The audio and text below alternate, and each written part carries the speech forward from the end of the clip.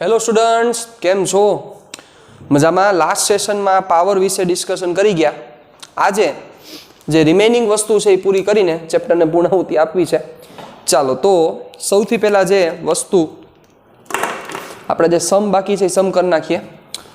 उभा रह्यो ने, चलो पहला पावर वाली माथाकूट पूरी कर नाखी। जो सांभळो, हवे पावरनुं श्रेणी अने समांतर जोडाण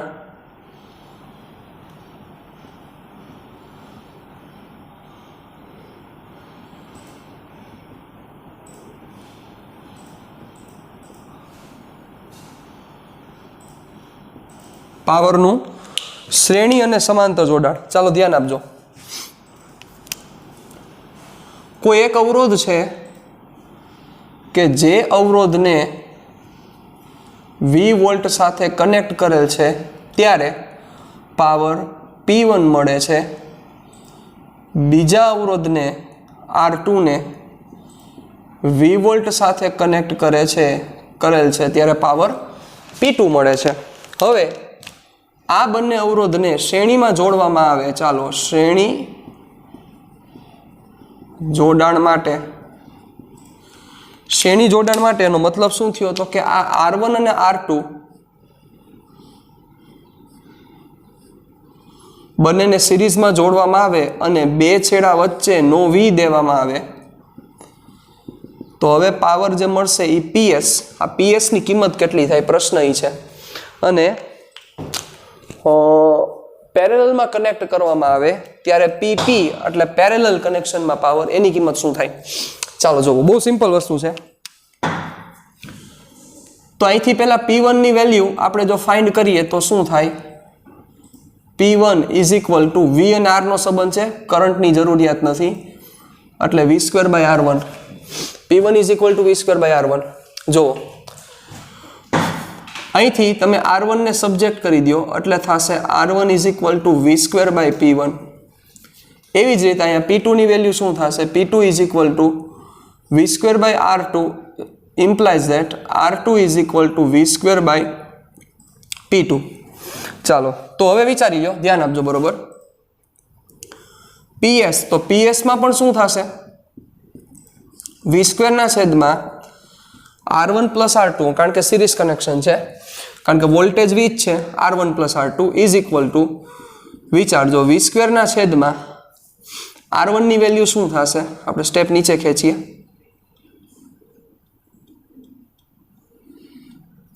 R1 ની વેલ્યુ પુટ કરી દો કારણ કે P ના ફોર્મમાં આન્સર જોઈએ છે। તો V²/P1 + V²/P2 ready. Therefore PS ઉપરથી V² નીચેથી V² ઉડાડ નાખો 1/1/P1 + 1/P2 રેડી। વ્યસ્ત કરી નાખો એટલે આપણું સેટ થઈ ગયું। 1/PS = 1/P1 + 1/P2। Therefore PS = P1 × P2 / P1 + P2। કોના જેવું થયું બચ્ચાઓ? અવરોધના સમાંતર જોડાણ જેવું। લાઈક ધ, કદાચ તમને સરખું નહીં દેખાતું હોય, ઉપર લઈ લઉં છું સ્ટેપ। ચાલો તો PS = P1 × P2 / P1 + P2। Series કનેક્શનમાં પાવરનું ફોર્મ્યુલા થશે P1 × P2 / P1 + P2। કોના જેવું થયું? અવરોધના સમાંતર જોડાણ જેવું। ચાલો હવે આવી જ રીતે આપણે સમાંતર જોડાણમાં ચર્ચા કરીએ તો, એટલે કે સમાંતર જોડાણ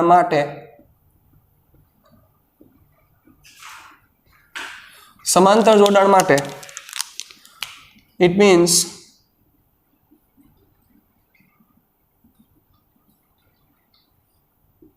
R1 અને R2 રેડી। ચાલો બે છેડા વચ્ચેનો વોલ્ટેજ તમે કેટલો આપેલો છે? V, એટલે બંનેને V વોલ્ટેજ જ મળવાનો છે, તમે સમજી શકો છો। અથવા ઉભા રહ્યો, હાલો આવી રીતે રેડી, V વોલ્ટેજ। તો હવે આમાં પાવર PP થાય તો શું થશે? What is PP? ચાલો તો PP = શું થાય? ધ્યાન આપજો। V²/R ઇક્વિવેલન્ટ થાય ને, V² R ઇક્વિવેલન્ટ એટલે કે આરપી એટલે R1 ઇન્ટુ R2 ના છેદમાં R1 પ્લસ R2 બરાબર છેદનો છેદ જવા દો તમે અંશમાં એટલે V² into R1 plus R2 હવે એક કામ કરીએ આપણે R1 ઇન્ટુ R2 છે ને સેપરેટ દઈ દઈએ તો કહું ભર્યું હાલો છેદમાં R1 ઇન્ટુ R2 ચાલો હવે V² R1 ની જગ્યાએ વેલ્યુ પુટ કરી દઈએ V² ના છેદમાં P1 પ્લસ V² ના છેદમાં P2 અપોન R1 V² ના છેદમાં P1 ઇન્ટુ V² ના છેદમાં P2 તો V ની 4 ઘાત અહીંથી V² કોમન કાઢો એટલે અહીંયા V ની 4 ઘાત અહીંયા V ની 4 ઘાત આ બંધ કરી દો ઉઠશે રિમેનિંગ શું થશે 1 upon P1 plus 1 upon P2 upon 1 upon P1 into P2 ચાલો ઉપર ગુણાકાર શું થશે અહીંયા P2 અહીંયા ગયા P1 અહીંયા લસા લઈ લો બે વારે P2 પ્લસ P1 ના છેદમાં P1 ઇન્ટુ P2 અંશનો છેદ છેદનો છેદ અંશમાં P1 cancel P1 plus P2 સો PP મતલબ જ્યારે પેરેલલ કનેક્શન હશે ત્યારે પાવર વધારે યુઝ થશે સિરીઝ કનેક્શનમાં પાવર ઓછો યુઝ થશે જુઓ સિરીઝ કનેક્શનમાં પાવર ઓછો યુઝ થશે પેરેલલ કનેક્શનમાં પાવર વધારે યુઝ થશે આનો મીનિંગ એવો છે હવે આ વસ્તુ એકે સ્ટેપ મૂક્યા વગર પણ તમે કહી શકત જો તમને લાઈટ થાય તો જો તમને સમજ આવે તો કઈ રીતે જોવો અહીંયા મેં તમને શીખવાડેલું છે બચ્ચાઓ અહીંયા P અને R નો રિલેશન વ્યસ્ત છે મતલબ P અને R એકબીજાથી વ્યસ્ત ચાલે છે તો બચ્ચાઓ P અને R એકબીજાથી વ્યસ્ત ચાલતા હોય P અને R એકબીજાથી વ્યસ્ત ચાલતા હોય તો આનો મતલબ જ એવો થાય કે P અને R એકબીજાથી વ્યસ્ત હાલે છે તો એનું મીનિંગ P નો રિલેશન R થી ઇનવર્સ હાલતો R થી ઊંધો હાલતો હોય તો R જ્યાં સિરીઝમાં હોય ત્યાં P પેરેલલમાં હોય અને R જ્યાં પેરેલલમાં હોય ત્યાં P સિરીઝમાં હોય સિમ્પલ વસ્તુ છે રેડી ચાલો તો એક આ વસ્તુ હવે આપણે અહીંથી થોડાક આગળ વધીએ ચાલો તો આ ફોર્મ્યુલાસ મગજમાં રાખવાના છે એટલે પેરેલલ કનેક્શનમાં પાવર વધારે યુઝ થશે as compare to series connection એટલે બીજા શબ્દોમાં તમે એમ કહી શકો કે રેઝિસ્ટન્સ ડાઉન જશે જ્યાં પાવર વધારે યુટિલાઇઝ થશે અને રેઝિસ્ટન્સ વધારે હશે ત્યાં પાવર ઓછો યુટિલાઇઝ થશે રેડી કારણ કે રેઝિસ્ટન્સ વધારે હોય એટલે કરંટની વેલ્યુ ઘટે કરંટની વેલ્યુ ઘટે એટલે તમે સમજી શકો છો કે જે પાવર જે યુઝ થવો જોઈએ એટલો પાવર યુઝ ન થઈ શકે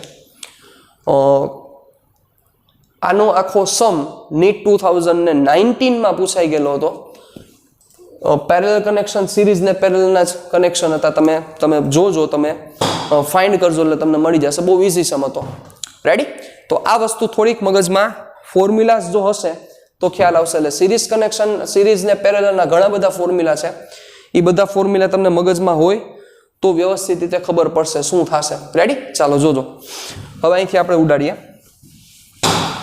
હવે બલ્બના સમ આપણે 1-2 કરવા છે કે જ્યાંથી તમને એ ખબર પડી શકે કે પ્રકાશિતતામાં શું ફેર પડે બરોબર ચાલો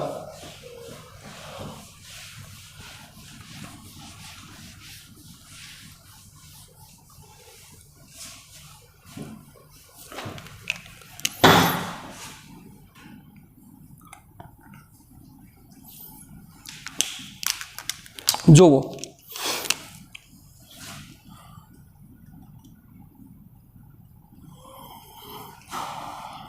એક બેટરી છે એ બેટરી સાથે એક બલ્બ કનેક્ટ કરેલો છે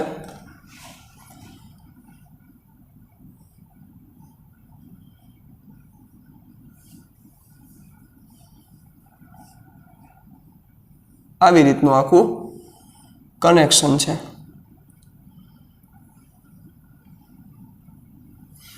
ચાલો ડન હવે જુઓ બધા સમાન છે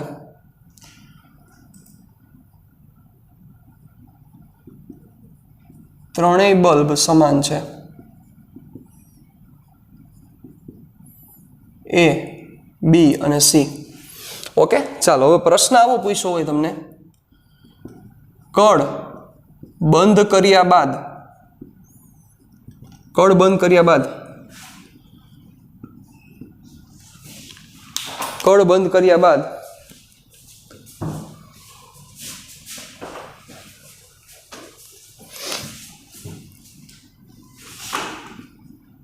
બલ્બની પ્રકાશિતતા વિશે શું કહી શકાય? કળ બંધ કર્યા બાદ બલ્બની પ્રકાશિતતા વિશે શું કહી શકાય? આવો પ્રશ્ન છે તમારી સામે, બરોબર. એટલે સિમ્પલ, આ જે એ છે એની પ્રકાશિતતા વધશે, શું થશે? એની પ્રકાશિતતા વધશે કે ઘટશે?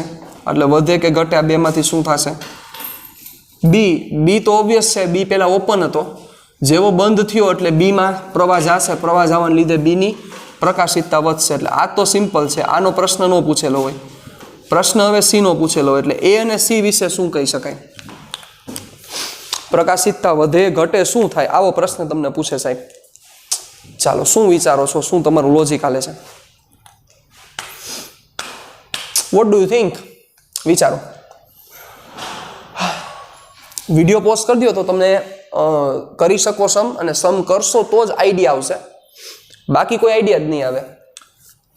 તમને નાનકડી હિન્ટ આપું કે બલ્બની પ્રકાશિતતા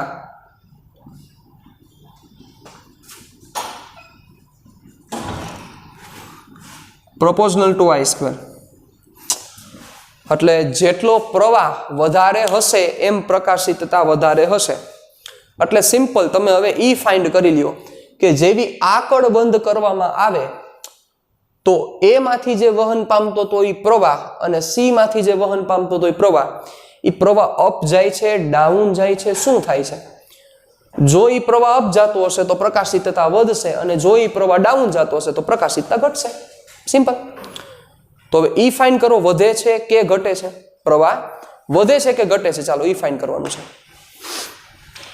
how can you find out? કેવી રીતે આપણે ફાઇન્ડ કરશું? વિચારો.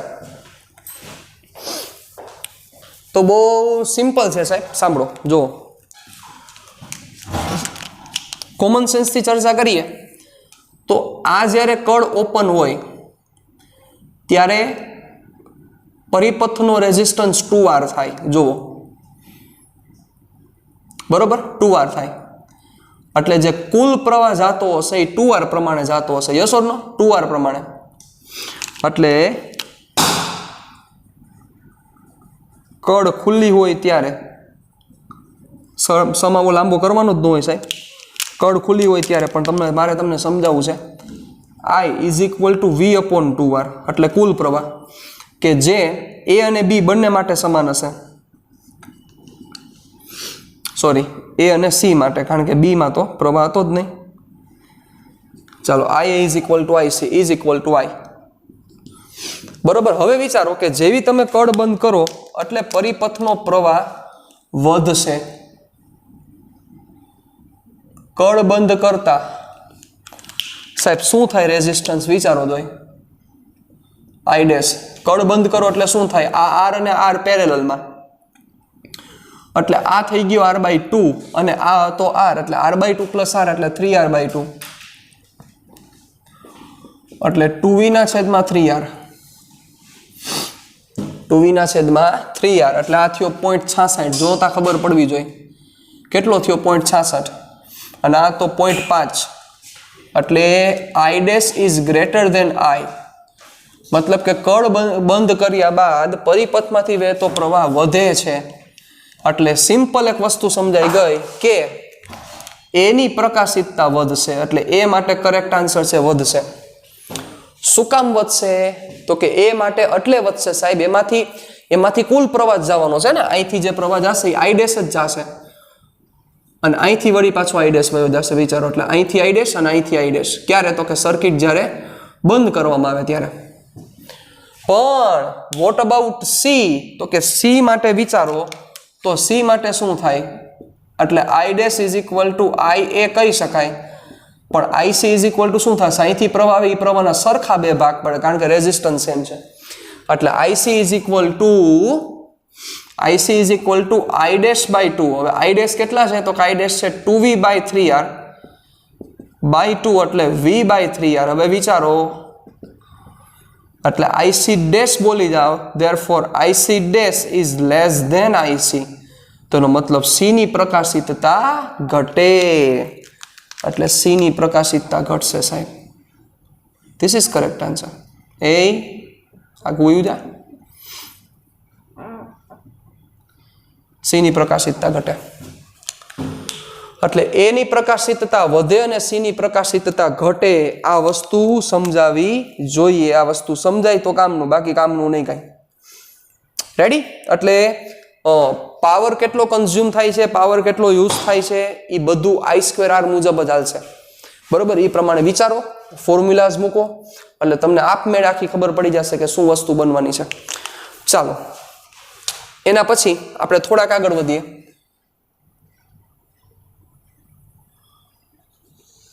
આવા સમ તમને મળશે, તમે સોલ્વ કરજો એટલે તમને મળી જશે, તમને સમજાઈ જશે. ચાલો, હવે એક પ્રશ્ન કે જે ગુજકેટમાં પણ પૂછાઈ ગયેલો છે એના વિશે આપણે ચર્ચા કરીએ. ધ્યાન આપજો. એક કીટલી છે, એક કીટલીમાં પેલી કોઇલ ને સમાંતર V વોલ્ટેજ આપવામાં આવે, પેલી કોઇલને સમાંતર V વોલ્ટેજ આપવામાં આવે, ત્યારે પાણી ગરમ થવા માટે, પાણીને ઉકળવા માટે લાગતો સમય T1 છે. રેડી? સમાંતર V વોલ્ટેજ આપવામાં આવે ત્યારે પાણીને ઉકળવા માટે લાગતો સમય T1 છે. જ્યારે બીજી કોઇલ ને સમાંતર V વોલ્ટેજ આપવામાં આવે ત્યારે પાણીને ઉકળવા માટે લાગતો સમય T2 છે. આ સમય કયો છે? પાણીને ઉકળવા માટે લાગતો સમય. પાણીને ઉકળવા માટે લાગતો સમય. રેડી? T1 અને T2 પાણીને ઉકળવા માટે લાગતો સમય. હવે શું પ્રશ્ન છે તો કે જ્યારે હવે આ બંને કોઇલ એટલે ગુચરા એટલે રેઝિસ્ટન્સ, ટૂંકમાં આ બંને રેઝિસ્ટન્સને પેરેલલમાં કનેક્ટ કરીને V વોલ્ટેજ દેવામાં આવે ત્યારે પાણીને ઉકળવા લાગતો સમય T હોય તો vote is the value of T? Vote is the value of T? ચાલો, આવો પ્રશ્ન છે તમારી સામે. કેવી રીતે કરશો? Vote is the value of T? એટલે મીનિંગ આવો છે કે એક હીટર છે એવું સમજી લ્યો ને, હીટર અથવા ચૂલો, ઇન્ડક્શન તો ન બોલાય પણ એક ચૂલો છે સમજો, ચાલો, જેમાં એક કોઇલ ચાલુ કરી V વોલ્ટેજ આપ્યા ત્યારે T1 જેટલો સમય લાગ્યો પાણીને ઉકળવા માટે. બીજી કોઇલ ચાલુ કરી V જેટલા વોલ્ટેજ આપ્યા T2 જેટલો સમય લાગ્યો પાણીને ઉકળવા માટે. તો હવે એ બંને કોઇલને પેરેલલમાં કનેક્ટ કરી અને V જેટલા વોલ્ટેજ આપવામાં આવ્યા તો લાગતો સમય T હોય તો vote is the value of T? Obviously in the terms of T1 and T2. ચાલો, શેનો T? આ T એ શેનો? તો કે આ T પણ પાણીને ઉકળવા માટે લાગતા સમયનો T છે. કયો T છે? પાણીને ઉકળવા માટે લાગતા સમયનો T છે. ચાલો, કેવી રીતે સોલ્વ કરશું વિચારો. What do you think? બચાવ. જુઓ, તો આમાં એવું થશે કે તમે પેરેલલમાં કનેક્ટ કરો એટલે પાવર વધારે યુટિલાઇઝ થાય. પાવર વધારે યુટિલાઇઝ થાય એટલે આ T ની કિંમત ઘટવી જ જોઈએ. કોના કરતા? T1 અને T2 કરતા. તો T1 અને T2 કરતા T ની કિંમત ઘટવી જોઈએ. એનો મતલબ એવો થાય કે T1 અને T2 નું પેરેલલ કનેક્શન થાય તો જ આ શક્ય છે, બાકી શક્ય નથી. કોનું? T1 અને T2 નું પેરેલલ કનેક્શન થાય તો જ આ વસ્તુ શક્ય છે, બાકી શક્ય નથી. એટલે T નું આન્સર, કારણ કે પેરેલલ કનેક્શન છે તો પાવર અપ જશે, કારણ કે P is equal two P1 plus P2 parallel કનેક્શનના પાવરનું સૂત્ર. એટલે પેરેલલ કનેક્શનમાં જશે એટલે પાવર અપ જશે, એ કમ્પલસરી છે, થાય જ. રેડી? એ પાવર અપ જ જાય. તો હવે એ પાવર અપ જાય તો વિચારો કે પાવર અપ જાય એનો મતલબ કે વધારે ઉર્જા મળે. વધારે ઉર્જા મળે એનો મતલબ પાણીને ઉકળવા માટે લાગતો સમય ઓછો થાય. પાણીને ઉકળવા માટે લાગતો સમય ઓછો થાય એનો મતલબ આજે ટી ની કિંમત છે ઓછી આવે, તો મતલબ આ ટી ની કિંમત T1 અને T2 ની કમ્પેરિઝન કરતા ઓછી થવી જોઈએ. T1 અને T2 બેયથી ઓછી થવી જોઈએ. તો ઈ પેરેલલ કનેક્શન હોય તો જ શક્ય છે. એનો મતલબ કે અહીંયા T નું formula T1 × T2 upon T1 plus T2 આવવું જોઈએ, તો જ આ વસ્તુ શક્ય થશે કે T1 × T2 upon T1 plus T2 આવે તો જ પોસિબિલિટી છે કે આ થાય, બાકી ન થાય. ચાલો હવે હલવાશો તમે, તમને સમજાવું કેવી રીતે તમે હલવાશો. જુઓ કે સર ચાલો આ તો વસ્તુ સમજ્યા, પણ આને પ્રૂવ કરવું હોય તો પ્રૂફમાં સાવ સિમ્પલ છે. વિચારો કે સપોઝ આ કેસમાં જરૂરી ઉર્જા H1 જેટલી છે, આ કેસમાં જરૂરી ઉર્જા H2 જેટલી છે, ને આ કેસમાં જરૂરી ઉર્જા H છે, તો બચાવ પાણીને ઉકળવા માટે જે લાગતો સમય છે H1 is equal two H2 is equal two H જ થાય. સાહેબ વિચારી લ્યો, થોડુંક વિચારી લ્યો.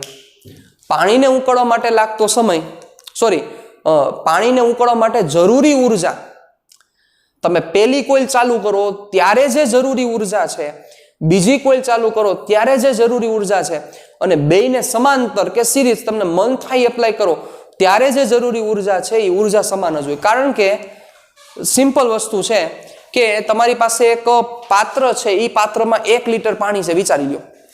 હવે એ 1 લીટર પાણીને તમારે ઉકળવા માટે તમે એક નાના ગેસમાં મૂકો છો, એક મોટા ગેસમાં મૂકો છો, અને એક બહુ મોટા ચૂલામાં મૂકો છો. તો ત્રણેય કેસમાં શું થશે, તો કે ત્રણેય કેસમાં સમય જુદો જુદો લાગશે, પણ ત્રણેય કેસમાં પાણીને ઉકળવા માટે ઉર્જા તો સરખી જ જોઈએ. નાનકડો ચૂલો હશે તો એને સપોઝ પાણીને ઉકળવા માટે 1000 જૂલ ઉર્જા જોઈએ છે, તો નાનકડો ચૂલો થોડોક વધારે સમય લેશે, મોટો ચૂલો એના કરતા ઓછો સમય લેશે, ને જે તાકાતવાળો હાવ મોટો ચૂલો છે એ સૌથી ઓછો સમય લેશે. સિમ્પલ છે, પણ બધાને દેવા તો 1000 જૂલ જ પડે. યસ, તો આ સેન્સથી તમારો સમ ચાલુ થાય. કેવી રીતે ચાલુ થાય જોજો, ધ્યાન આપજો. H1 કોનો સંબંધ છે? H1 ફોર્મ્યુલા યાદ કરો. જો ફોર્મ્યુલા યાદ હોય તો કામ થાય. I2RT યાદ કરો, બરાબર. તો ફોર્મ્યુલા બેઝ ઉપરથી આપણે કરો તો તમે I2RT મુજબ જાશો તોય લોચા થાય, ન કરાય, કારણ કે પ્રવાહની ચર્ચા નથી. V અને R નો સંબંધ છે, તો I2R ની જગ્યાએ V2/R × T, એટલે T1 આ R1, H2 V2/R2 T2, અને H is equal two V2/R1 + R2 × T. સાહેબ હવે તમે વિચારી લો, અહીંથી સમ બની ગયો તમારો R1 V2/H1 × T1. H1 ની કિંમત H જ છે. હવે R2 V2/H × T2, અને R1 + R2 is equal two V2/H × T.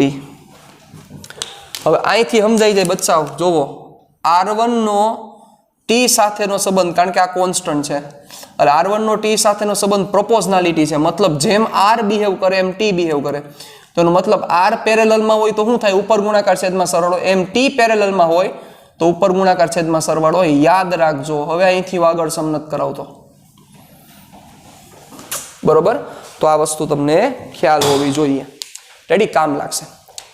Done. હવે આની જ જગ્યાએ જો તમને સિરીઝમાં કીધું હોત કે જો આ બંનેને સિરીઝમાં કનેક્ટ કરીને પાણી ઉકળવા માટે લાગતો સમય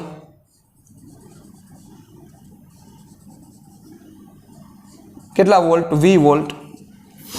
પાણી ઉકળવા માટે લાગતો સમય આ T પેરેલલ અને આ T સિરીઝમાં કીધું હોત તો સમય થાત T1 + T2. આ જ થાય, કાંઈ ફેર ન પડે. રેડી. તો પહેલા આ વસ્તુ થોડીક સમજાવવી જરૂરી છે. મીન્સ કે તમારે તમારા લોજિક યુઝ કરવા પડશે. Without logic you can't do anything. You should use your logic. તમારે તમારા લોજિક વાપરવા પડશે.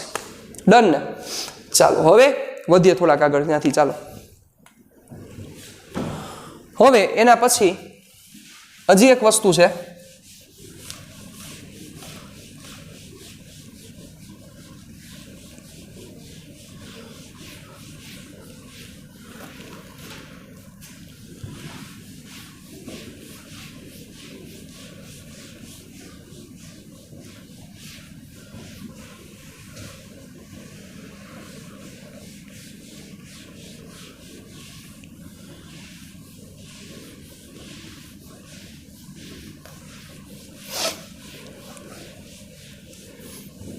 લાસ્ટ સેશનમાં આપણે ફ્યુઝ વિશે આખી ડિસ્કશન કરી. આવું જ તમને બલ્બમાં પણ કહીએ કે બલ્બમાં કયો બલ્બ ફ્યુઝ થઈ જશે અથવા બલ્બ ઉડી જશે. બલ્બ ઉડી જાય એટલે બલ્બ અહીંથી આમ કઈ જમ્પ ન કરે, પણ ઉડી જાય નો મતલબ કે ઈ બલ્બ જે મહત્તમ પ્રવાહ પોતે સહન કરી શકતો હોય એના કરતા જ્યારે વધારે પ્રવાહ એમાંથી પસાર થાય ત્યારે ઈ બલ્બ ફ્યુઝ થઈ જાય. એટલે બલ્બ ફ્યુઝ થઈ જાય એનો મતલબ બલ્બમાં જે ઓલો વાયર હોય ને એ વાયર વચ્ચેનો બ્રેક થઈ જાય. બ્રેક થઈ જાય એટલે કાંઈ પ્રવાહ જાશે નહીં, પ્રવાહ ન જાય એનો મતલબ બલ્બ ઉડી ગયો, પ્રકાશ આપે જ નહીં. કારણ કે વચ્ચેથી ઓલો વાયર બ્રેક થઈ જાય એટલે સર્કિટ શું થઈ ગઈ? Circuit open. અને સર્કિટ ઓપન થઈ ગયો મતલબ પ્રવાહ આવવાની કોઈ શક્યતા નથી. તો સાહેબ સાંભળો, તો શું થશે, કેવું વર્કિંગ આપણે એનું કરવું પડશે વિચારી લ્યો. તો વર્કિંગના સેન્સમાં તમને જે બલ્બ હશે એ બલ્બના રેટિંગ આપેલા હોય. રેટિંગનો મતલબ એવો થાય, તમે કદાચ બલ્બના રેટિંગનો મતલબ તમે સાંભળેલો હશે.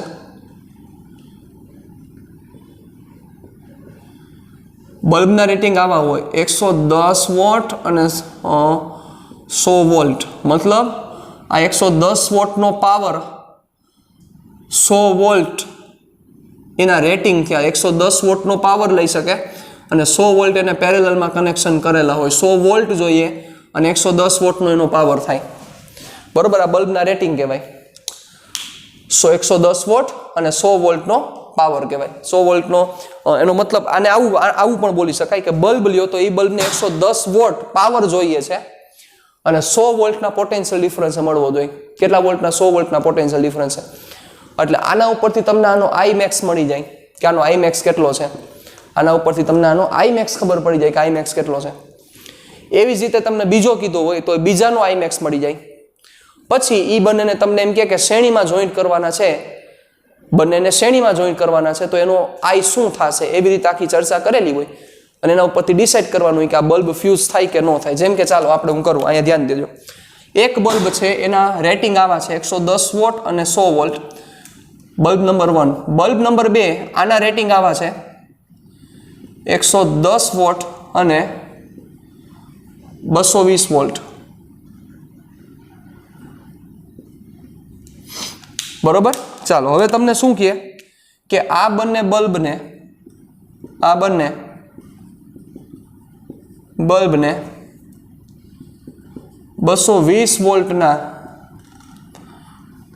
વોલ્ટના EMF સાથે શ્રેણીમાં જોડવામાં આવે છે તો કયો બલ્બ ફ્યુઝ થઈ જશે? આવો વર્ડ યુઝ કરેલો. આ બંને બલ્બને 220 વોલ્ટના EMF સાથે શ્રેણીમાં જોડવામાં આવે છે તો કયો બલ્બ ફ્યુઝ થઈ જશે? રેડી? ચાલો, તો એના માટે કેવી રીતે આપણે કરીશું? You should have a calci. Can I find out? Let me check. Can you?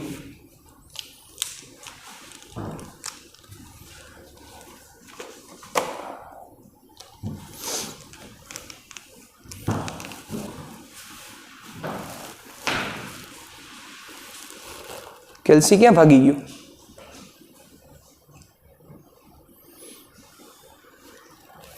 કાંઈ વાંધો નહીં, હાલો ને તમે કરજો, હું તમને કહું પ્રમાણે કરતા જાજો. ચાલો, સિમ્પલ. તો જુઓ 110 વોટ અને 100 વોલ્ટ.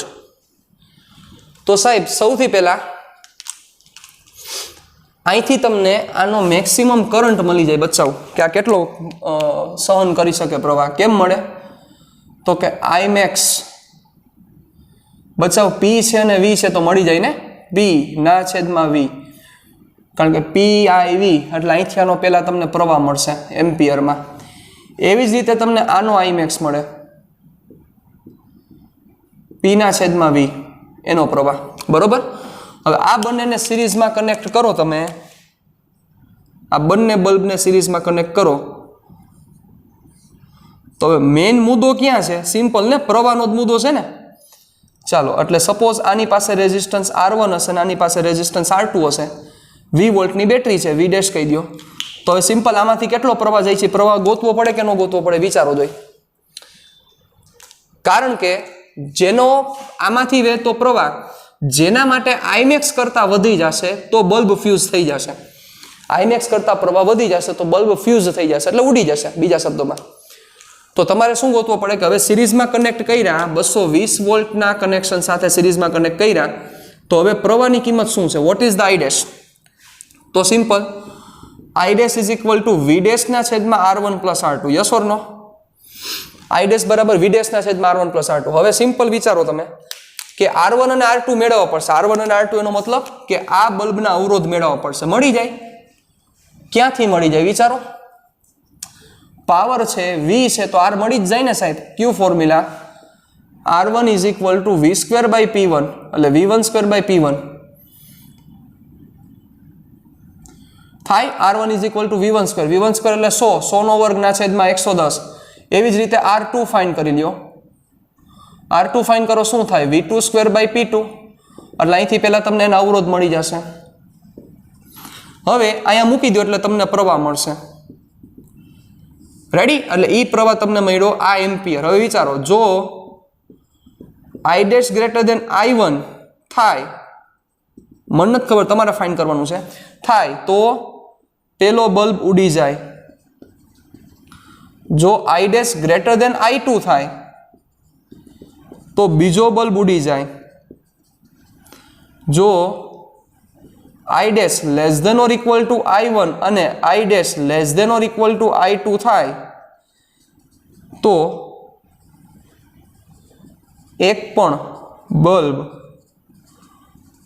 ન ઉડે.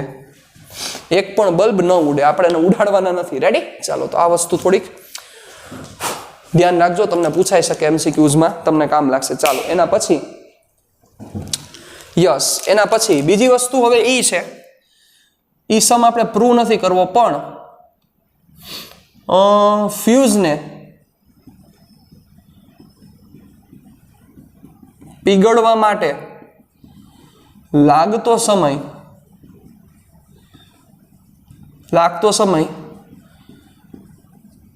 તેની લંબાઈથી સ્વતંત્ર છે.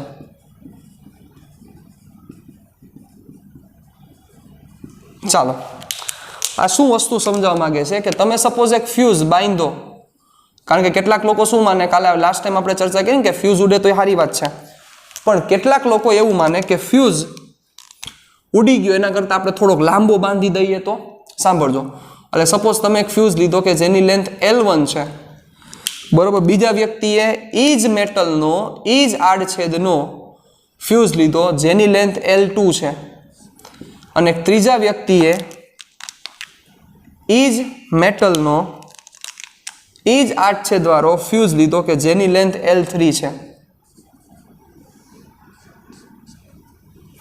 રેડી? જેની લેન્થ L3 છે, તો આનો આડછેદ A1, A2 અને A3,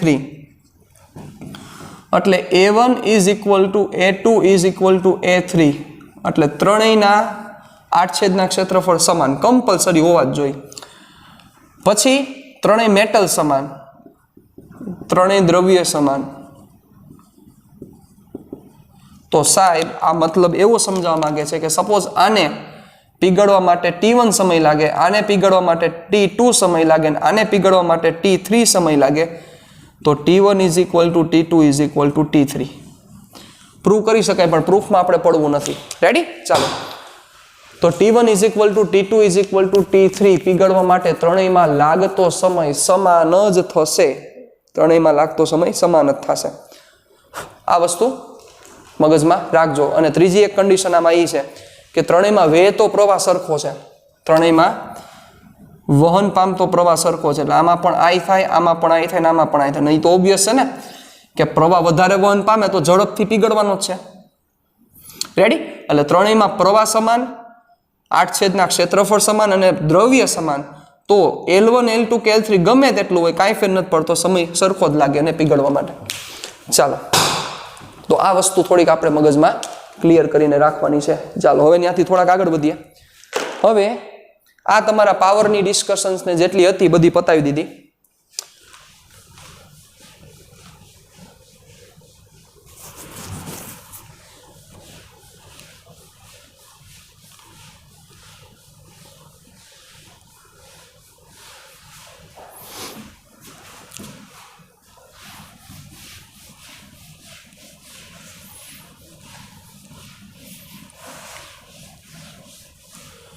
ચાલો હવે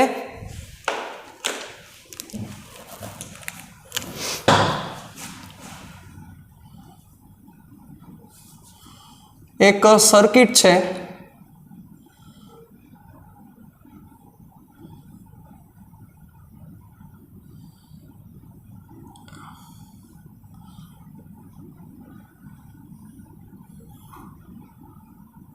બરોબર. તમને એવો પ્રશ્ન પૂછે કે આર ની કઈ વેલ્યુ માટે મહત્તમ પાવર મળે, આર ની કઈ કિંમત માટે પરિપથમાંથી વહેતો પાવર મહત્તમ થાય. પ્રૂફ દઈ શકાય પણ એનસીઆરટીમાં એની કઈ પ્રૂફ આપી એનસીઆરટીમાં આપ્યું જ નથી. તો કદાચ તમે એમસીક્યુ સોલ્વ કરતા હોય તમને ભટકાય તો હું તમને કહી દઉં કે આરની કઈ કિંમત માટે પરિપથમાંથી વહેતો પ્રવાહ મહત્તમ થાય, તો એનો આન્સર છે R is equal to small R. જ્યારે R is equal to small R આવે સાહેબ, R is equal to small R આવે ત્યારે પરિપથમાંથી વહેતો પ્રવાહ મેક્સિમમ જોવા મળે. બરોબર. અને આ તમે સોલ્વ કરી શકો છો. ક્યાંથી તમે સોલ્વ કરી શકો કહો? પાવર લઈ લ્યો, પાવરનું ફોર્મેશન બનાવો અને પછી તમારે ઈ પાવર જેના ઉપર ડિપેન્ડ કરે છે એનાથી એના પ્રત્યેનું વિકલન કરીને આન્સર 0 લઈ આવો અને કમ્પેર કરો એટલે R is equal to R આવે. કારણ કે વહેતો પાવર મહત્તમ થાય ને, સોરી પ્રવાહ નહીં, પાવર પાવર મહત્તમ થાય એટલે તમારે પાવરનું સૂત્ર ફાઇન્ડ કરવું પડશે. પાવરનું સૂત્ર ફાઇન કરી લ્યો, પછી વ્યવહારે જે રિલેશન્સ થતા હોય એ પ્રમાણે રિલેશન કરો એટલે તમારું કામ થઈ જશે. ડન. તો આ વસ્તુ જોઈ લેજો, તમે કરી લેજો. રેડી? અહીંથી સ્ટેપિંગ તમારા સ્ટાર્ટ થઈ શકે. Power is equal to v² upon R epsilon upon R plus small r. Ready? ચાલો હવે અહીંથી આ તો કોન્સ્ટન્ટ છે એટલે હવે તમારે શું કરવું છે? પી ની મહત્તમ કિંમત માટે હાલો આ બધું સમજાવેલ છે, જેના ઉપર આધાર રાખે એના પ્રત્યેનું વિકલન 0 થવું જોઈએ. એટલે ડીપી બાય એપ્સિલોન ઉપર ડિપેન્ડન્સી નથી, આર કોન્સ્ટન્ટ છે, તમે ચેન્જ કરો છો બાહ્ય અવરોધ એટલે DP by DR is equal to 0 થવો જોઈએ. ડીપી બાય ડીઆર 0 થાય, આનું વિકલન કરો, વ્યવહારે થાય એટલે તમને આન્સર મળે capital R is equal to small r. આ પ્રૂવ થાય. ડન. તો આ વસ્તુ મગજમાં રાખજો. ચાલો હવે જે સ્વાધ્યાયના દાખલા બાકી છે એ દાખલા પૂરા કરી નાખીએ એટલે આપણું કામ પૂરું થતું થાય.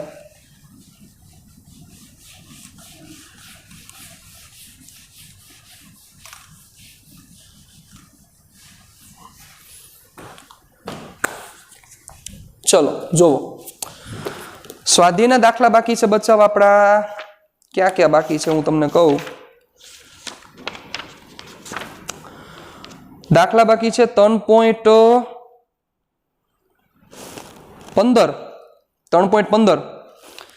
પછી 3.14 3.14 ઓકે. ચાલો જુઓ, પેલા 3.15 જુઓ. દરેકને 2 વોલ્ટ જેટલું ઈએમએફ અને 0.015 ઓહમ જેટલો આંતરિક અવરોધ હોય તેવા 6 લેડ એસિડ પ્રકારના ગૌણ વિદ્યુત કોષને શ્રેણીમાં જોડી 8.5 ઓહમના અવરોધ સાથે ઉદ્ગમ તરીકે જોડવામાં આવે છે. ઓકે, ઉદ્ગમમાંથી ખેંચાતો પ્રવાહ અને ટર્મિનલ વોલ્ટેજ કેટલા છે? સાવ સિમ્પલ બચાવ, સાવ સિમ્પલ છે. 2 વોલ્ટ ઈએમએફ અને 0.015 ઓહમ જેટલો આંતરિક અવરોધ હોય. ચાલો દાખલા number 15.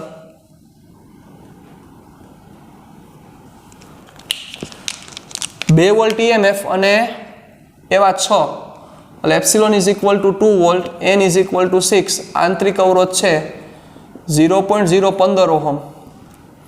Epsilon is equal to 2 volt, N is equal to 6, small r ની વેલ્યુ છે 0.015 ઓહમ. બરોબર, એને શ્રેણીમાં જોડી ઉદ્ગમ સાથે 8.5 ઓહમના ઉદ્ગમ સાથે બાહ્ય જોડવામાં આવે છે, શ્રેણીમાં જોડવાનું કીધું છે, એટલે તમને નો કીધું એટલે તમારે કયું કનેક્શન લેવાનું થાય બચ્ચાઓ? સહાયક સ્થિતિ 3 ને 3 6.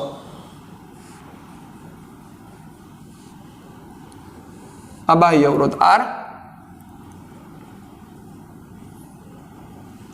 રેડી? ચાલો હવે શું થશે? તમને શું ફાઇન્ડ કરવાનું કીધું છે? વહેતો પ્રવાહ પરિપથમાંથી વહેતો પ્રવાહ I is equal to epsilon ઇક્વિવેલન્ટના છેદમાં capital R plus R equivalent. Simple એક જ formula, epsilon equivalent n epsilon ના છેદમાં R plus n into small r. Value મૂકો, આન્સર લઈ આવો. ઓકે, ચાલો પછી હવે શું કીધું છે? અહીંથી આઈ મળી જશે તમારું. તમારે ટર્મિનલ વોલ્ટેજ જોઈએ છે, એટલે આ બે છેડા વચ્ચેનો વોલ્ટેજ જોઈએ. કેમ ફાઇન્ડ કરશો? A અને B. ચાલો, ટર્મિનલ વોલ્ટેજ એટલે તમને નેટ કેટલો વોલ્ટેજ મળે છે એ ફાઇન્ડ કરવાનું કીધું છે. ચાલો,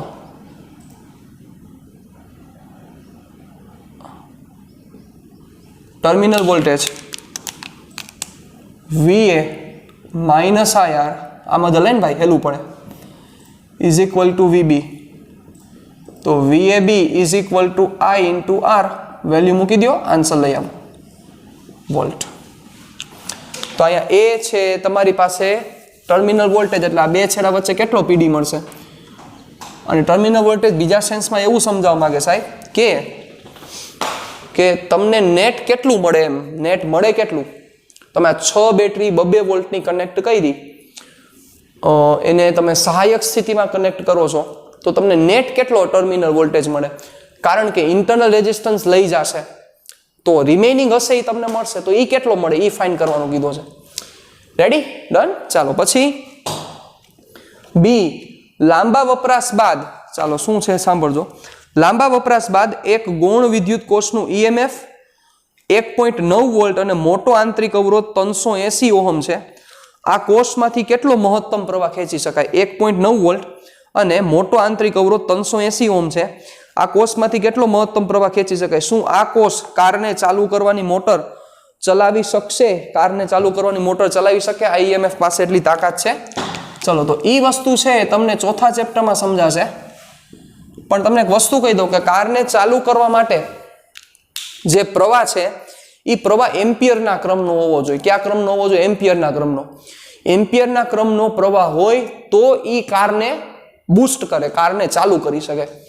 એટલે ઈ બેટરીની તાકાત એટલી હોવી જોઈએ કે એમ્પિયરના ક્રમનો પ્રવાહ આપી શકે. આમ ઝટકો સ્પાર્ક દેવો પડે ને, સ્પાર્ક દે પછી ચાલુ થઈ ગયું પછી તો તમારું પેટ્રોલ બળતું જશે, સામે બેટરી ચાર્જ થતી જશે, વર્કિંગ થાય, એટલે ચાર્જિંગ ડિસ્ચાર્જિંગની પ્રોસેસ હાલતી હોય. પણ પ્રવાહ એમ્પિયરના ક્રમનો હોય તો કારને ચાલુ કરી શકાય. હવે તમને અહીંયા બેટરી આપેલી છે, કઈ આપેલી છે? તો કે 1.9 વોલ્ટ 380 ઓહમ આંતરિક અવરોધ છે. થઈ જાય સાહેબ, કારણ કે બહુ વપરાશ થાય એટલે આંતરિક દ્રવ્ય છે એમાં લોચા થવાનું ચાલુ થઈને અવરોધ વધે. બરોબર? ચાલો, તો હવે શું છે? પરિપથમાંથી વહેતો પ્રવાહ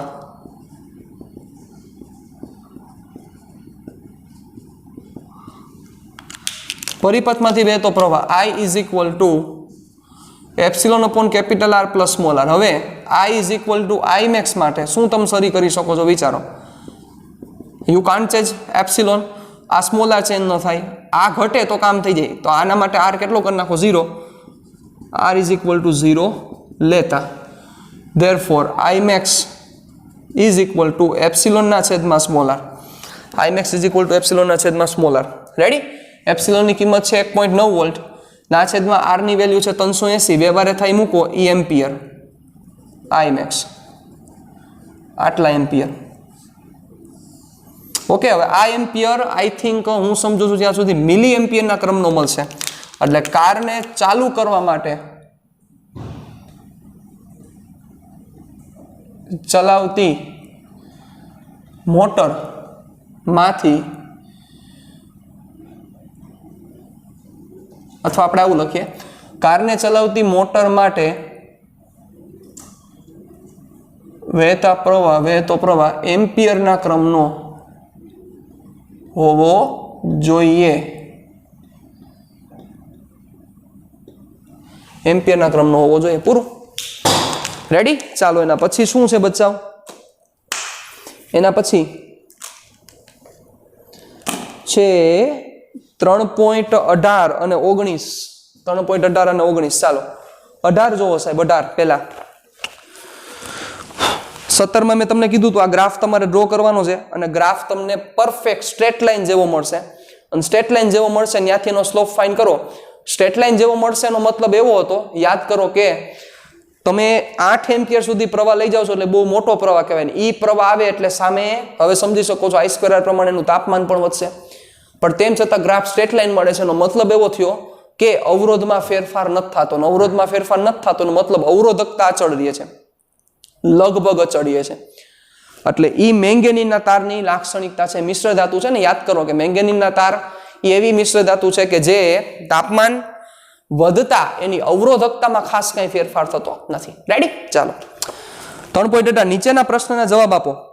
એક સમાન એક અસમાન આડછેદનું ક્ષેત્રફળ ધરાવતા ધાતુના સુવાહકમાં સ્થાયી પ્રવાહ વહે છે. એક અસમાન આડછેદનું ક્ષેત્રફળ ધરાવતા ધાતુનો સુવાહક છે એ સુવાહકમાં સ્થાયી પ્રવાહ વહે છે.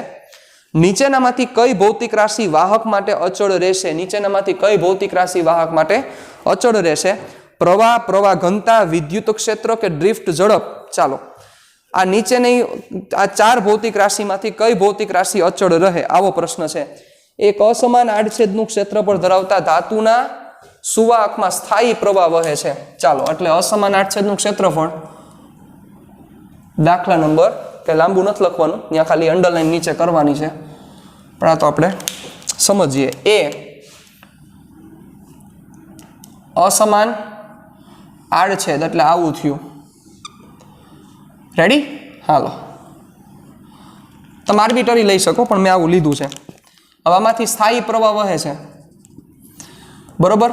તો અહીંથી આ બાજુ જાઓ એટલે કે આ છેડાથી આ બાજુ જાઓ તો શેમાં ચેન્જીસ થાય? પ્રશ્ન આવો છે, શેમાં ચેન્જીસ થશે? બરોબર, આઈ જેટલો પ્રવાહ વહે છે તો સૌથી પહેલો પ્રશ્ન, આઈમાં ચેન્જ થાય? વિચારો, અહીંયા જેટલો પ્રવાહ હોય આડછેદનું ક્ષેત્રફળ વધી જાય તો પ્રવાહ ઘટી જાય કે વધી જાય? એવું થાય? વિચારો. નો થાય. I is equal to constant. કોના માનમાં ભાઈ? કોના માનમાં એટલે વિચારો, જો અહીંયા કરતા અહીંયા પ્રવાહ વધે તો એનો મતલબ નવા વિદ્યુતભાર આવ્યા, એનો મતલબ વિદ્યુતભાર તમે ઉત્પન્ન કર્યા કે જે વિદ્યુતભાર ઉત્પન્ન કરવું શક્ય નથી સાહેબ. વિદ્યુતભાર ઉત્પન્ન કરવા શક્ય નથી કારણ કે વિદ્યુતની દ્રષ્ટિએ અલગ કરેલું તંત્ર છે. વિદ્યુતની દ્રષ્ટિએ અલગ કરેલું તંત્ર એનો મતલબ શું થાય? તંત્રમાં વિદ્યુત ભારિત વસ્તુ અંદર નથી જતી કે ત્યાંથી બહાર નથી નીકળતી તંત્રમાંથી. તો એનો મતલબ એવો થયો કે પ્રવાહ અહીંયા જો પ્રવાહ વધી જાય એનો મિનિંગ એવો છે કે શું થશે? નવા વિદ્યુતભાર ઉત્પન્ન થાય. પ્રવાહ ઘટે એનો મતલબ વિદ્યુતભાર ઘટ્યા, જે શક્ય નથી. I is equal to constant. What about J? તો J બદલે અને જે એ છેડાથી બી છેડા બાજુ જાઓ તો જેની કિંમત ઘટે. હાલો એ થી બી છેડા માટે જે ડિક્રીઝિસ. રીઝન? Because A increases. વિચારો, એરિયા વધે છે, અહીંથી આ બાજુ જાઉં છો, એરિયા વધે છે તો જેની કિંમત શું થશે? તો કે ઘટશે. ક્લિયર? ચાલો એના પછી નેક્સ્ટ, એના પછી વિચારો જે ઘટે છે બીકોઝ એરિયા વધે છે. ચાલો હવે શું છે ત્રીજું? વિદ્યુત ક્ષેત્ર. વિદ્યુત ક્ષેત્ર વિશે શું કહી શકાય? હાલો વિચારો, આ બધું તમારે કરાય, મારે ન કરવાનું. વિદ્યુત ક્ષેત્ર વિશે શું કહી શકાય? તો એ થી બી જાઓ તો J is equal to sigma into E. Formula યાદ હોય તો કામ થાય. જે ઘટે એટલે E ઘટે. જે decreases therefore E increases. Sorry, E decreases, increase નો થાય કારણ કે સિગ્મા કોની હોય? સિગ્મા દ્રવ્યની હોય. વાહકતા દ્રવ્યની હોય અને એ દ્રવ્ય ન બદલે ત્યાં સુધી વાહકતા બદલે નહીં. રેડી? ચાલો. અને પછી છેલ્લે શું કીધું છે? ડ્રિફ્ટ ઝડપ. What about the drift velocity? Obvious decrease થાય. બચાવ. એ થી બી જાઓ એમ એરિયા વધે તો I is equal to NEA VD, તો implies that VD is equal to I upon NEA. હવે એ ઘટ્યો જોવો સાહેબ, સોરી એ વધે તો એનો મતલબ VD ડાઉન જાય એટલે VD ઘટે, ડ્રિફ્ટ ઝડપ ઘટે. અને સિમ્પલ છે ને બચાવ, એરિયા જેમ નાનો હોય તો એમ ઝડપથી પસાર થશે અને એરિયા મોટો મળશે તો સ્પીડ ધીમી થઈ જશે. સિમ્પલ. ચાલો 3.8 ગોખતા નહીં, ગોખશો તો સૌથી ઓલવેઝ હંમેશા પ્રશ્ન થશે. ચાલો 3.19 એના પછીનો સાચો વિકલ્પ પસંદ કરો. મિશ્ર ધાતુઓની અવરોધકતા સામાન્ય રીતે તેમની ઘટક ધાતુઓની અવરોધકતા કરતા વધારે કે ઓછી હોય છે.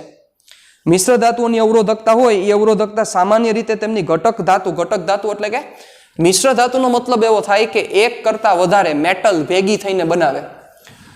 પછી અવાહક હોય કે ન હોય એ લાંબુ મને એમાં ખબર ન પડે કારણ કે એ કેમેસ્ટ્રીનો ટોપિક છે કે મિશ્ર ધાતુનો મતલબ એક કરતા વધારે તત્વો ભેગા મળીને બને એને મિશ્ર ધાતુ કહેવાય. અને ધાતુ છે એટલે ઓબ્વિયસ છે ધાતુ યુઝ થાય. તો જે મિશ્ર ધાતુ બનાવી હોય એ મિશ્ર ધાતુની અવરોધકતા એની જે ઘટક ધાતુ એટલે કે જેમાંથી બનેલી છે એ ધાતુ એની અવરોધકતા કરતા મિશ્ર ધાતુની અવરોધકતા વધારે હશે કે ઓછી હશે? આવો પ્રશ્ન છે સાહેબ. વધારે હોય, કારણ કે ઘટક ધાતુ પ્યોર હોય એટલે એની અવરોધકતા ઓછી હોય, પણ જ્યારે ભેગું કરવામાં આવે ત્યારે લોચા થાય એટલે એની અવરોધકતા વધે. અને એ તમારે જો ફરીથી એકવાર જોવું હોય તો તમે ક્યાં જોઈ શકો છો? તમારી પાસે પેજ નંબર છે 102 ઉપર સુવાહકો, અર્ધવાહકો અને અવાહકો. એટલે મિશ્ર ધાતુ નથી છે, મિશ્ર ધાતુ છે. જોવો સુવાહકોમાં મિશ્ર ધાતુ છે. એ મિશ્ર ધાતુની તમે ઓલી જોવો, શું જોવો? હા, અવરોધકતા જોવો એટલે તમને સમજાશે. અવરોધકતા એની વધારે હોય. કોના કરતા વધારે હોય ભાઈ? કોના કરતા વધારે હોય? એની ઘટક ધાતુ કરતા. ચાલો બીજું, સામાન્ય રીતે શુદ્ધ ધાતુઓ કરતા મિશ્ર ધાતુઓના અવરોધના તાપમાન ગુણાંક એટલે આલ્ફા નાના હોય કે મોટા હોય છે? શુદ્ધ ધાતુઓ કરતા મિશ્ર ધાતુના અવરોધના તાપમાન ગુણાંક નાના હોય કે મોટા હોય? યાદ કરો, અવરોધનો તાપમાન ગુણાંક આલ્ફાની કિંમત છે. આલ્ફા શું સૂચવે છે? આલ્ફા સૂચવે છે કે તાપમાન સાથે અવરોધમાં કેવો ફેરફાર થાય છે. તો વિચારો જોઈએ, ધાતુમાં ઝડપથી ફેરફાર થાય તાપમાન સાથે કે મિશ્ર ધાતુમાં?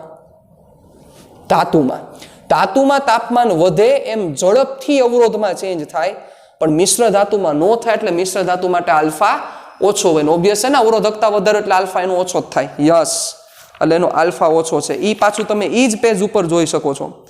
એ જ પેજ ઉપર તમે ફરીથી જોઈ શકો છો સાહેબ, એની વેલ્યુ ઓછી હોય. રેડી? કોના કરતા? એના મિશ્ર ધાતુ, એના ઘટક ધાતુ કરતા એનો જે આલ્ફા છે મિશ્ર ધાતુનો આલ્ફા ઓછો હોય સાહેબ. અને એટલે જ મિશ્ર ધાતુ બનાવ્યું ને, કારણ કે મિશ્ર ધાતુ અને ધાતુમાંથી મિશ્ર ધાતુ બનાવવાનું કારણ શું? તો કે ધાતુ ટેમ્પરેચર વધે એમ અવરોધકતા વધારે. પણ મિશ્ર ધાતુ એ ન કરે. મિશ્ર ધાતુ ભેગી કરીને શું કરી નાખે? તો કે ટેમ્પરેચર ઉપર એની ડિપેન્ડન્સી જ ઘટી જાય. એટલે ટેમ્પરેચર ઉપર એ આધાર જ ઓછો રાખે, એના કારણોસર એ કાંઈ કન્સર્નિંગ જ ન થાય. રેડી? ચાલો પછી સી, મિશ્ર ધાતુ મેંગેનીનની અવરોધકતા તાપમાનથી લગભગ સ્વતંત્ર હોય છે કે તાપમાન સાથે ખૂબ ઝડપથી વધે છે? સિમ્પલ છે, તાપમાનથી લગભગ સ્વતંત્ર હોય છે. હવે એક લાક્ષણિક અવાહક અંબરની અવરોધકતા ધાતુ કરતા 10⁻22 કે 23 ક્રમની જેટલી વધારે હોય છે. 22-23 નથી, મિસ્ટેક છે, પાછળ જોવા દો. જોઈ 3 અને 22 છે, આઈ થિંક મિસ્ટેક છે આમાં. કેટલામો છે? 19મો. હા, 10⁻22 છે ને. હાલો, એટલે તમને અંબરની કઈ લાક્ષણિક અવરોધકતા ન ખબર એટલે પેલી 10⁻22 અને બાજુની છે ને એને 10⁻3 કરી નાખો બેટા. 23 ની જગ્યાએ 3 ઘાત. 10⁻22 ને બાજુમાં જે 10⁻23 છે એની જગ્યાએ 3 ઘાત કરી નાખો. એટલે લાક્ષણિક અવાહક અંબરની જે અવરોધકતા છે એ ધાતુ કરતા 10⁻22 ક્રમ જેટલી વધારે હોય છે સાહેબ. ઓબ્વિયસ છે, અવાહક હોય છે અવાહક, એની અવરોધકતા ધાતુ કરતા વધારે જ હોય. સિમ્પલ વાત છે. એટલે 10⁻22 ક્રમ જેટલી વધારે હોય છે. આ 3.19મો. રેડી? ડન. ચાલો તો હવે કયો બાકી છે ભાઈ?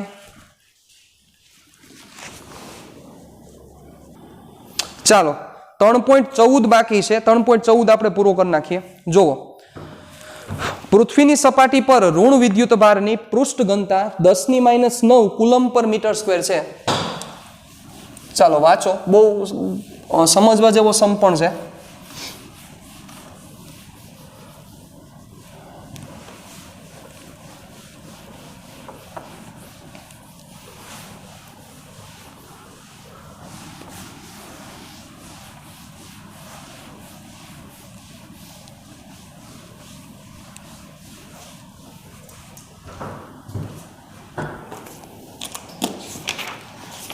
જો એક તમને છે ને ટોપિક કહું છું, ટોપિક વાંચજો, મજા આવશે. છે 111 નંબરના પેજ ઉપર, 111 નંબરના પેજ ઉપર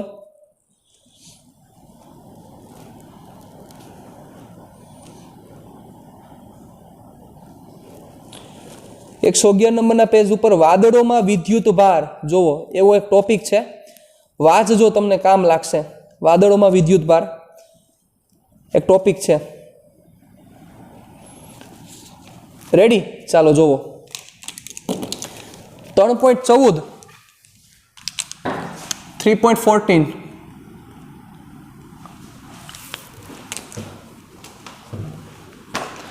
પૃથ્વીની સપાટી પર ઋણ વિદ્યુત ભારની પૃષ્ઠ ઘનતા એટલે સિગ્મા 10⁻9 કુલમ પર મીટર સ્ક્વેર છે. પૃથ્વીની સપાટી પર ઋણ વિદ્યુત ભારની પૃષ્ઠ ઘનતા 10⁻9 કુલમ પર મીટર સ્ક્વેર, એટલે દર મીટર સ્ક્વેર દીઠ 10⁻9 કુલમ જેટલો વિદ્યુત ભાર રહેલો છે.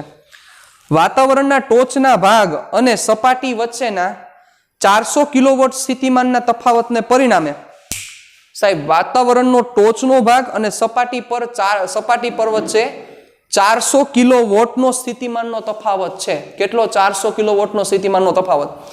હવે ચેપ્ટર નંબર 2 માં આપણે એક સમ બાકી રાખેલો છે, છેલ્લો 36મો. જ્યારે એ આપણે ભેગા થશું ત્યારે એની ચર્ચા કરશું ને ત્યારે તમને વધારે ડિટેલમાં આખી વસ્તુ પરફેક્શનથી સમજાશે.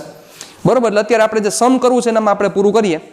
વાતાવરણનો ટોચનો ભાગ અને સપાટી વચ્ચેના 400 કિલોવોટ સ્થિતિમાનના તફાવતને પરિણામે આખી પૃથ્વી પર ફક્ત 1800 એમ્પિયર જેટલો પ્રવાહ રચાય છે. બહુ મોટો પ્રવાહ કહેવાય, પણ આખી પૃથ્વી ઉપર 1800 એમ્પિયરનો કુલ પ્રવાહ રચાય છે.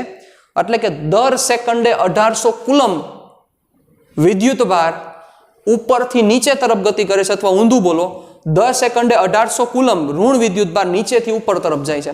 કારણ કે ઉપર હાયર પોટેન્શિયલ છે, નીચે લોઅર પોટેન્શિયલ છે. સપાટી ઉપર લોઅર, ઉપર હાયર.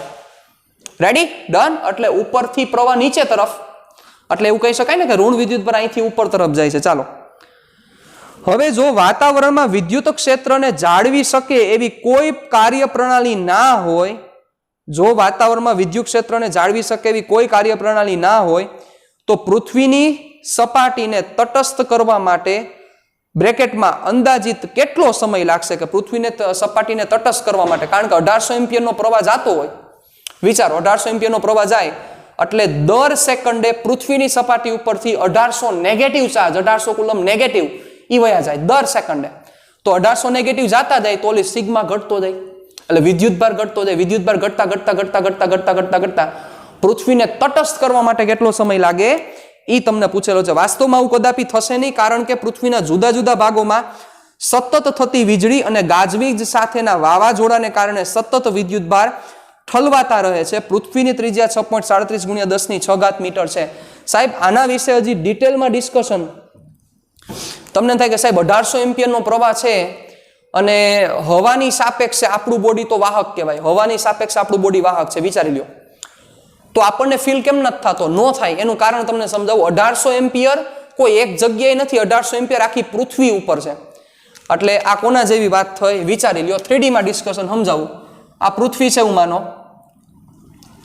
આ એનું એટમોસ્ફિયર માનો, તો સાહેબ અહીંથી બધો ભેગો મળીને 1800 છે, એટલે વિચ ઇઝ નિગ્લેજિબલ, કે જે આપણે ડિટેક્ટ નથી કરી શકતા. બધો ભેગો મળીને 1800 એમ્પિયર છે કે જે આપણે ડિટેક્ટ નથી કરી શકતા. એટલે આ પૃથ્વી માની લ્યો, આ પૃથ્વી અને આ એનું વાતાવરણ, તો એ પ્રવાહ આમ છે. એ ભેગો મળીને 1800 એમ્પિયર છે. એટલે એ દરેક વ્યક્તિ ઉપર વિચારો તો એ બહુ ઓછો પ્રવાહ થાય, એટલે આપણે ડિટેક્ટ થતો નથી. બીજી વસ્તુ તમને એમ થાય, તમને એવો પ્રશ્ન પણ થશે કે સર નો પ્રોબ્લેમ, જો આ તટસ્થ થઈ જાય તો વાંધો શું છે? વાંધો ઘણા બધા છે સાહેબ, ઘણા બધા વાંધા છે. આપણે જીવી જ ન શકીએ, આપણી લાઈફ જ પોસિબલ ન થાય, જેના વિશે ડિસ્કશન કરશું આપણે ચેપ્ટર નંબર 5માં, પૃથ્વીના ચુંબકત્વમાં. કારણ કે પૃથ્વીનું ચુંબકત્વ જે રહેલું છે એમાં જે આયનોસ્ફિયર છે, આયનોસ્ફિયરમાં જે આયનો રહેલા છે કે જે આખો વાન એલન બેલ્ટ બનાવે છે, જેના લીધે આપણે જીવી શકીએ છીએ. અદ્રશ્ય છે પણ એ આપણને બચાવે છે. નથી ખ્યાલ? તમને ભણશું. ચાલો, તો હવે અહીંયા પ્રશ્ન શું છે કે સિગ્માની વેલ્યુ -10⁻⁹ કુલમ પર મીટર સ્ક્વેર છે. સિગ્માની વેલ્યુ કેટલી છે? -10⁻⁹ કુલમ પર metre square. Let me check. Yes, ચાલો. પૃથ્વીની ત્રિજ્યા તમારે કેટલી લેવાની છે? 6.37 ગુણ્યા 10⁶ મીટર. ઓકે, ચાલો. કેટલો પ્રવાહ છે? I = 1800 એમ્પિયર, એટલે દર સેકન્ડે 1800 કુલમ વિદ્યુતભાર તટસ્થ થાય. પૃથ્વીની સપાટી ઉપર દર સેકન્ડે 1800 કુલમ વિદ્યુતભાર તટસ્થ થાય. તો બચ્ચાઓ સિમ્પલ છે ને, તમારે શું ફાઇન્ડ કરવાનું છે કે પૃથ્વીને તટસ્થ કરવા માટે અંદાજિત સમય કેટલો લાગશે. તો ફાઇન્ડ કરી લો કેટલો વિદ્યુતભાર છે પૃથ્વીની સપાટી ઉપર. પૃથ્વીની સપાટી ઉપર કેટલો વિદ્યુતભાર છે એ મળી જાય પછી પૂરું ને. 1800 કુલમ વિદ્યુતભાર 1 સેકન્ડે તટસ્થ થાય, તો આટલો વિદ્યુતભાર કેટલી સેકન્ડે તટસ્થ થાય? ચાલો શરૂઆત કરો. શું થશે? પૃથ્વીની સપાટી પર કુલ વિદ્યુતભાર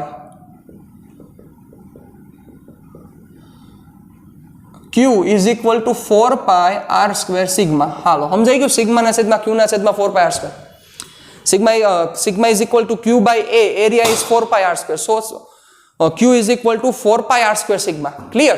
ચાલો, હવે 4 પાઈ ની કિંમત આપણી પાસે છે જ, r છે એનો સ્ક્વેર અને સિગ્માની વેલ્યુ છે, મૂકી દો. વ્યવહાર થાય એટલે તમને ચાર્જ મળશે, નેગેટિવ ચાર્જ કુલમમાં.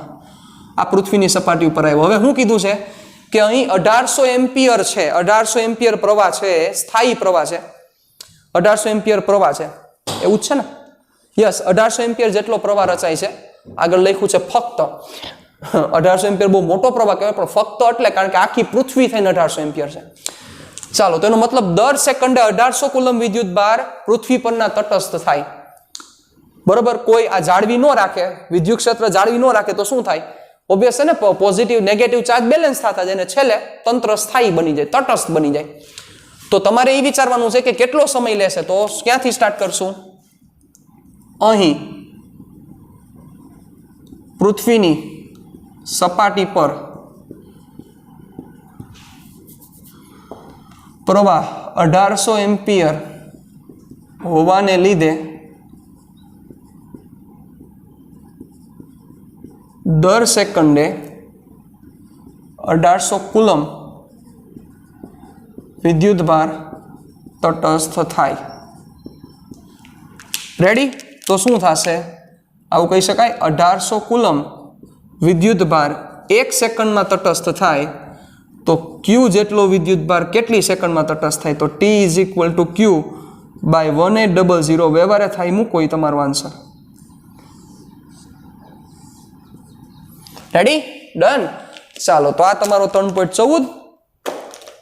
તો આમ આપણે પૂર્ણાહુતિ આપીએ છીએ આ ચેપ્ટરને, કારણ કે હવે કાંઈ એક વસ્તુ બાકી રહી નથી. ડન? ચાલો, તો ઘણી બધી વસ્તુ નવી શીખા. નેક્સ્ટ સેશનમાં જ્યારે મળશું ત્યારે તાકાતવાળું ચેપ્ટર, અને ફિઝિક્સને એમ કહી શકાય કે અત્યાર સુધીમાં નથી ભણ્યા એવું ચરમસીમાવાળું, એવું તાકાતવાળું ચેપ્ટરની ચર્ચા કરશું.